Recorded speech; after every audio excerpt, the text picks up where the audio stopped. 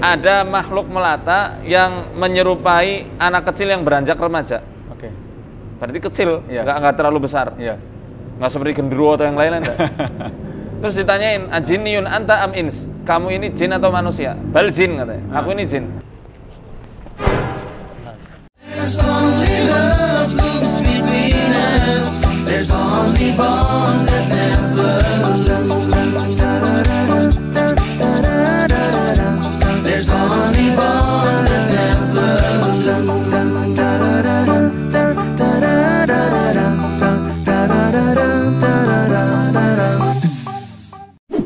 Bismillahirrahmanirrahim. Assalamualaikum warahmatullahi wabarakatuh.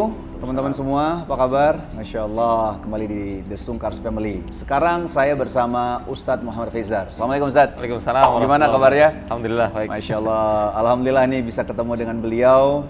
Biasanya kita WhatsAppan, kita kalau saya misalnya main waktu itu pernah ke Purwokerto ketemu sama Antum ya Ustadz ya? Iya. Nah sekarang Ustadz lagi ada satu event di Jakarta, keliling sih Jakarta, Cibubur, Bogor gitu ya. Nah, teman-teman semua, beliau di sini dalam rangka ada kegiatan syuting, ada dengan salah satu stasiun TV dan biasanya tentang ruqyah. Nah, tentang ruqyah atau mau bahasanya ada yang terkena gangguan jin. Nah, apalagi sekarang beliau bikin satu buku nih. Nah, Risalah Pelebur Jin Leluhur. Menguak fakta gangguan jin, nasab, dan cara pengobatannya.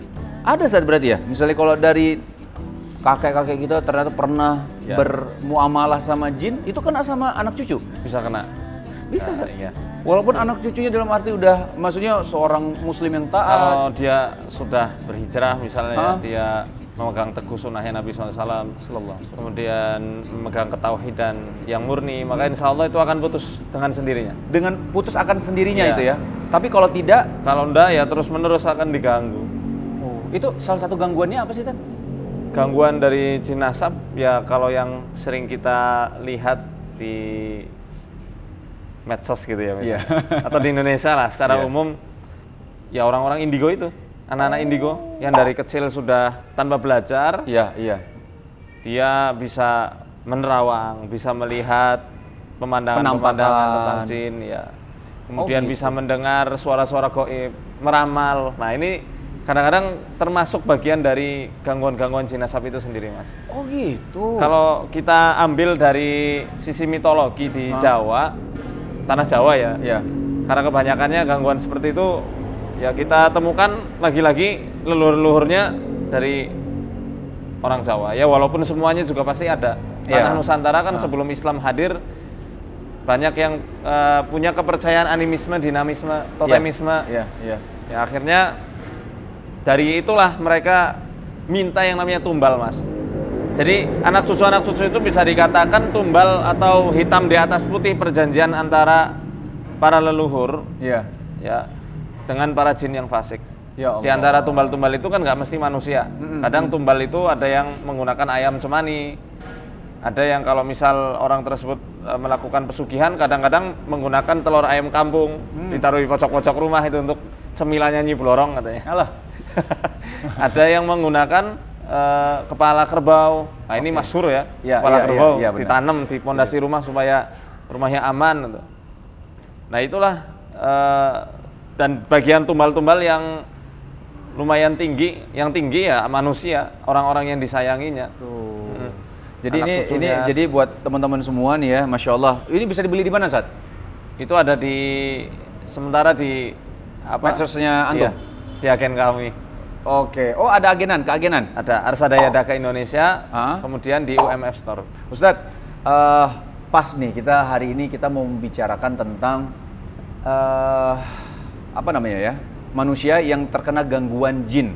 Apa sih ciri-ciri orang itu terkena gangguan jin dan nanti bagaimana kenapa sampai bisa kena itu juga kenapa? Baik, silakan Ustaz. Jadi orang yang kena gangguan jin ada ciri umum, ada ciri khusus. Ya. Ciri khusus kalau ciri umum dulu ya kita katakan ketika jin itu sudah mulai mendekat dan mengincar seseorang, maka ada tanda-tanda yang bisa kita lihat sendiri, Mas. Apalagi ketika korin kita, jin korin kan jin pendamping. Iya, jin pendamping. Ya. Kalau korin kita sedang mau mendominasi, mau menguasai, Pertama yang biasanya terjadi adalah gejolak emosi yang tidak stabil. Oh. Kemudian pengennya makan terus. Oh iya. Ini juga salah satunya. Waduh. Kemudian susah bangun malam. Saya suka makan. Makannya nggak normal, Mas. Oh, makannya nggak normal ya? Bisa lihat sampai 5 piring, 10 piring. Ya Allah. Kita pernah nangani kasus seperti ini di Surabaya, Mas. Dan dia, tapi ngaruh ke badannya nggak sih, Zat? Badannya kurus, biasa. Badannya kurus tapi makannya banyak. Makanya banyak banget. Remaja, Zat? Remaja di Surabaya waktu itu Ya Allah. kami tangani. Nah, kemudian tadi ya susah bangun malam misalnya. Iya. Kemudian sering ngantuk, lesu, nggak bersemangat. Ini tanda umum saja. Tanda umum. Jadi, ya. belum tentu orang yang memiliki gejala-gejala seperti ini benar-benar dirasuki jin. Itu belum tentu. Oh, belum tentu. Iya. Oke. Ini umum. Karena yang namanya gangguan jin kan nggak hanya merasuki saja, Mas. Iya. Dia bisa membisikkan was-was, kemudian mendampingi orang tersebut. Iya. Kalau orang yang didampingi itu hawa di sekitarnya tidak enak sekali. Oke. Kalau misal pasangan suami istri itu Iya. cekcok terus hawanya. Bawaannya cekcok aja Iya. ya? Tapi kalau sudah sampai merasuk, itu muka betul-betul bisa sampai berubah, Mas. Di pandangan suami atau istrinya. Lumayan merinding ya. Berubahnya gimana, Zat? Di pandangan Nggak mungkin pasangannya. tiba-tiba muncul tanduk. enggak. Insomnia juga termasuk. Suka rep-repan, tindihan. Kalau rep-repan, saya jujur pernah ngalamin. Kalau rep-repan, itu salah satu tanda kena gangguan jin? Ya, tanda umum saja. Tanda umum ya? Oh, ini tanda umum ya? Iya. Oke. Karena yang namanya ini kalau kita bahas masalah kerasukan, kalau dalam kitabnya Syekh Wahid Abdus Salam Bali, Wiqayatul Insan Minal Jinni Wasyaiton, ada 4 jenis, Mas. Ada kesurupan yang sifatnya kuli total. Gimana Jadi, tuh, Zat, maksudnya? Dia kerasukan, betul-betul kerasukan. Bener kerasukan? Nggak sadar apa yang dilakukannya sama sekali. Kemudian ada yang namanya juz'i. Juz' itu hanya parsial, kerasukan tapi hanya bagian tubuhnya saja. Misal tangannya dibuat getar terus, atau di kakinya dibuat nendang-nendang terus, kepalanya dibuat geleng-geleng terus misalnya. Kemudian yang 2 ini bisa nanti bercampur pada 2 hal lagi. Ada yang daim, ada yang taif. Ya. Kalau daim kesurupan yang berarti terus menerus. Ya. Kalau taif hanya waktu sementara. Seperti orang rep-repan ini taif. Oke. Rep-repan ini toif ya? Taif. Oke. Kuli tapi taif. Kuli tapi toif. Ah. Karena kita dalam keadaan tidur kan Ya, biasanya kan nggak bisa ngapa-ngapain. Iya, nggak bisa ngapain. Tapi sementara aja. Oke. Kalau daim terus menerus. Ini yang biasanya terjadi sama orang-orang yang, mohon maaf, sukmanya, kalau bahasa kita sukma. Kalau di bahasa kitab ulama dijelaskan sebagai ruhul yaqzah. Sukmanya yang ditarik atau diculik sama jin ini. Ini bisa sampai tidak sadar atau kesurupan sampai berbulan-bulan. Set, pengen tahu deh kalau rep-repan itu apa cara biar kita rep-repan dulu deh. Maksudnya gimana cara? Karena kan saya pernah ngalamin, San. Saya ngerasa udah sadar kayak bangun tapi nggak bisa digerakin tubuh saya nih. Kira-kira saya waktu itu mencoba untuk ta'awudz, terus saya mencoba untuk ayat kursi, terus saya mencoba untuk ngelawan gitu. Itu semakin dilawan semakin susah. Oh gitu ya? Jadi pasar tidur cuekin. Jadi mendingan ditidurin? Tapi ada kalanya, Mas, mereka yang mengganggu, membuat orang rep-repan itu dibikin sesek. Sampai dadanya itu ditekan. Iya. Itu yang ngeselin itu. Itu yang ngeselin memang. Saya tuh suka kayak misalnya, bener gak sih, saya tiba-tiba tuh kalau kita dalam mimpi, kalau mimpinya buruk kan biasanya memang dari jin ya, katanya kan gitu.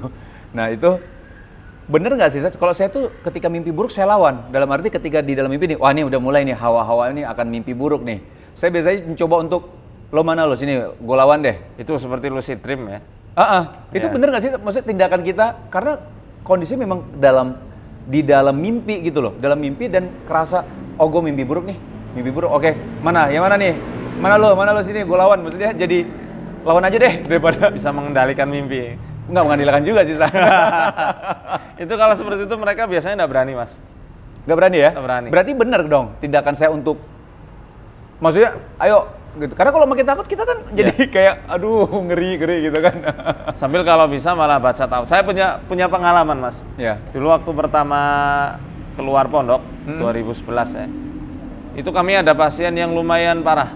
Ya. Gangguannya, disihir itu, disantet.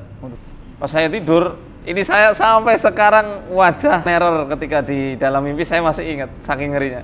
Gitu, Zat? Kayak lagi duduk di atas gundukan kuburan, ya, seperti kuburan baru gitu. rambutnya jabrik hitam, wah pokoknya menakutkan lah. Iya. Di situ sempat saya takut, tapi qadarullah, seakan-akan lidah saya itu kayak terbimbing untuk membaca surat Al-Mu'minun ayat 115 sampai 118. Baik, itu apa artinya saat itu? Al-Mu'minun itu 100. Kata Syekhul Islam Ibnu Taimiyah rahimahullah taala, ya, siapa yang membaca ayat itu seumpama dibacakan dengan penuh tadabbur perenungan, Ya. gunung yang sekokoh itu akan hancur. Oke.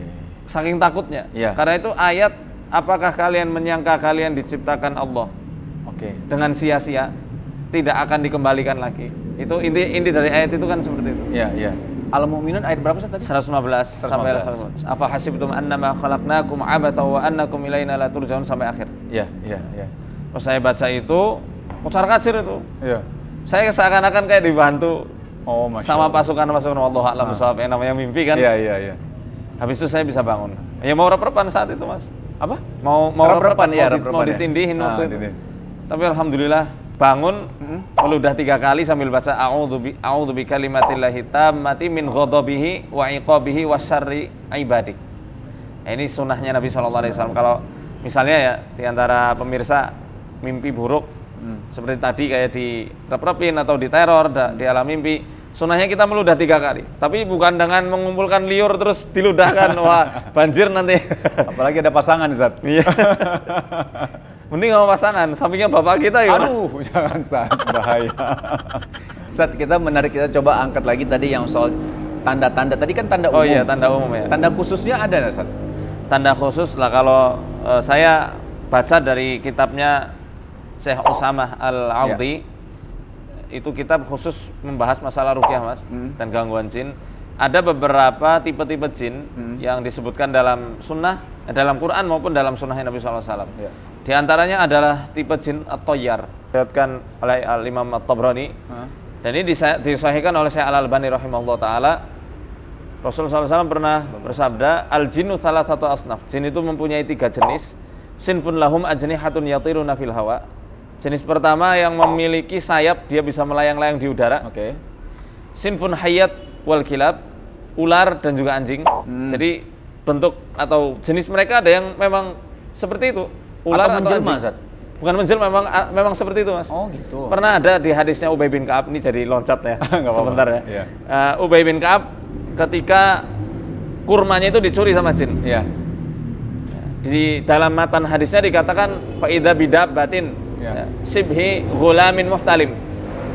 Ada makhluk melata yang menyerupai anak kecil yang beranjak remaja. Oke. Berarti kecil, Iya. nggak terlalu besar. Iya. Nggak seperti genderuwo atau yang lain enggak. Terus ditanyain, ajiniyun anta am ins? Kamu ini jin atau manusia? Bal jin katanya. Aku ini jin. Nawil nih yadak. Coba aku julurkan tanganmu. Pas dijulurkan, fa idza yaduhu yadul kalbi wa sa'ru sa'rul kalb. Ternyata ketika dijulurkan, tangannya itu seperti kaki depan anjing dan bulunya bulu anjing. Ditanya sama Ubay bin Ka'ab, apa kayak gini bentukmu? Ya memang seperti ini katanya. Oh, dalilnya itu ya, Zat ya? Ya. Memang bentuknya seperti itu. Memang ada yang bentuk yang seperti itu memang. Kalau yang jenis 3 tadi yang menetap dan suka berpindah-pindah itu, Mas. Iya. Nah, ini tentang toyar, biasanya mereka terundang dari biasanya ritual-ritual yang tidak ada ajarannya dalam Islam. Iya. Seperti contoh tapak kungkum. Tapak kungkum itu bertapa tapi sambil merendam diri. Oh. Bertapa di bawah air terjun. Oke, iya. Mirip kayak Naruto di Gunung Mio apa tuh? Apa? Kayaknya di Gunung apa komik namanya? dulu. Namanya lupa. Miyoboku. Kemudian kalau dia itu berpuasa, ini biasanya masuk melalui puasa-puasa juga, Mas. Puasa yang tidak ada sunnahnya. Tidak diajarkan ya memang Ya, Zat ya? puasa ngasrap, mukti, pati geni, puasa ngelowong, puasa ngerawat, dan lain sebagainya. Di antara tandanya itu sering bikin was-was ketika sholat. Ketika kembung, hanya di waktu-waktu sholat saja. Tapi Kembung waktu sholat? Ya, kembung banyak angin. Kayak perasaan mau keluar Ya. angin? Kemudian lesu, linglung. Apa itu, Zat? Kenapa itu? Itu gangguan jin juga itu? Termasuk toyar. Ini ciri khusus, tapi harus ada korinahnya, ada yang mendukung ya. Ada tanda-tanda yang mendukung bahwasanya itu memang gangguan jin. Oke. Di antara tanda yang lain ya lesu, kayak orang masuk angin. Oh. Itu kan nggak bertenaga, nggak bergairah. Iya, Nah, iya. ketika diruqyah, biasanya reaksi-reaksi dari jin-jenis at-tayyar ini lebih cenderungnya tenang. Oke. Tapi sekalinya reaksi ya dia reaktif sekali, Oh, gitu. frontal. Mungkin kan Oh, iya. pernah Apa? lihat ruqyah langsung kan? Iya, pernah. Nah, itu pernah. Oh, kayak tanda-tandanya gitu ya? seringnya kayak begitu. Dan mereka nggak mesti keluar lewat muntahan. Muntah, Mas. iya. Nah, kadang-kadang lewat pori-pori, lewat keringat. Jadi ketika diruqyah itu keringatnya banyak sekali. Kemudian ada jin jenis ghawas, penyelam. Oh, menyelam. Betul. Seperti yang Allah firmankan dalam surat Shad, Iya. wasyayatina kulla banna'i wa ghawas. Kami telah tundukkan para setan dari banna. Banna ini jin yang pandai memahat, pandai membuat bangunan, dan yang pandai menyelam. Ghawas itu kan artinya menyelam. Oke. Jin penyelam ini yang seringnya muncul ketika orang tersebut sering melakukan ritual-ritual di dekat lautan, Oh. di dekat sungai, di Dan rawa. dan memang salah satu tempat jin tinggal itu di laut memang Ustaz ya? di laut dan air, Mas. Laut dan air ya? Air ini sembarang air, nggak hanya sembarang air ya? danau, rawa. Yang memang kemudian- jarang orang ada kan? Iya, jarang orang ada. Nah, termasuk bak mandi kita kalau misal itu juga bisa. Kalau kita jarang ke situ. Iya, ya bukan jarang karena kamar mandi sendiri kata Nabi SAW, inna hadil khusus muhtadiratun. Toilet, jamban atau yang semisalnya. Kalau kita kan di Indonesia yang namanya toilet digabung sama kamar mandi. Iya. Ya, sedangkan kata Nabi SAW itu adalah muhtadirah, tempat hadirnya para jin. Di mana toiletnya, Ustaz? Atau di sekitarnya. Oh, di sekitarnya. Makanya ketika kita mau masuk kan disunahkan Nabi untuk baca Allahumma inni a'udzubika minal khubuthi wal khaba'ith. Khubuth kan artinya jin laki-laki yang fasik. Jamak dari khabith. Khaba'ith jamak dari khabitha yang artinya jin wanita yang fasikoh, yang keji. Nah, itu yang biasanya membuat para manusia ya tergelincir. Tergelincir tuh gimana sih itu maksudnya? Ya bermaksiat di toilet gimana itu. Oh, bermaksud. Kirain tergelincir tuh kepleset gitu. Jadi Banyak makanya melamun gitu. banyak melamun ya Ustaz ya. Jadi bahasanya makanya kita penting maksudnya gangguan jin di dalam toilet itu salah satu yang melamun, tergelincir yang tadi Ustadz bilang gitu kan? Ya. Dan tipe orang yang kena gangguan jin khawas kebanyakannya libidonya juga tinggi. Aduh, maaf ya ini jadi vulgar nih. Enggak apa-apa. Vulgar. Enggak vulgar kok ini. Ini kan ilmu ya. Ini ilmu. Sering mimpi air, Sering mimpi air ya? ya kayak di lautan, kayak mimpi tenggelam. Jadi itu teman-teman semua itu beberapa masih ada Sat gangguan-gangguan jin. Yang terakhir hewan sih. Kalau jin jenis hewan maksudnya menyerupakan dirinya seperti hewan, Oh gitu. itu biasanya karena satu gelombang dengan jiwanya, seperti ular, harimau atau yang semisalnya. Oke. Kalau kita ngomong soal gangguan, ciri-ciri orang yang terkena gangguan jin. Stat, kenapa sih bisa kena ke orang tuh kenapa, Sat? Paling enggak ada 5 faktor. Hmm. Tentu itu semuanya terjadi karena gangguan dari psikisnya, Mas, kejiwaannya. Oh gitu. Jadi ini nyambung sama ilmu psikologi sebenarnya. Oh gitu. Ya karena bahasan ruqyah Hah? amat sangat erat hubungannya dengan tazkiyatun nafas, Oke. ilmu pensucian jiwa. Jiwa, ya. Ya karena mereka sudah tahu dari merusak kejiwaan manusia, maka semuanya akan kena. Fisiknya juga bisa kena. Nah, kalau dari kejiwaan, kata Syekh Wahid Abdul Salam Bali, setidaknya ada 5 hal. Ketika marah yang terlalu bergejolak, kesedihan yang mendalam, ketakutan yang parah. Ini yang menyebabkan orang-orang kalau lagi di ospek atau mungkin lagi cerit malam banyak yang kesurupan ya karena saking takutnya. Aduh.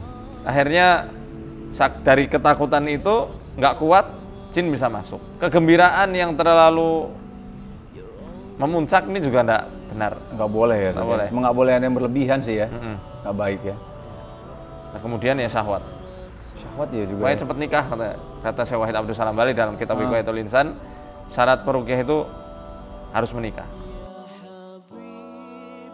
Kita pegang di sini dan kita bacain Al-Fatihah. A'udzubillahi minasyaitonir. Bismillahirrahmanirrahim. Alhamdulillahi Ar-Rahmanirrahim. Maliki yaumiddin. Iyyaka na'budu wa iyyaka nasta'in.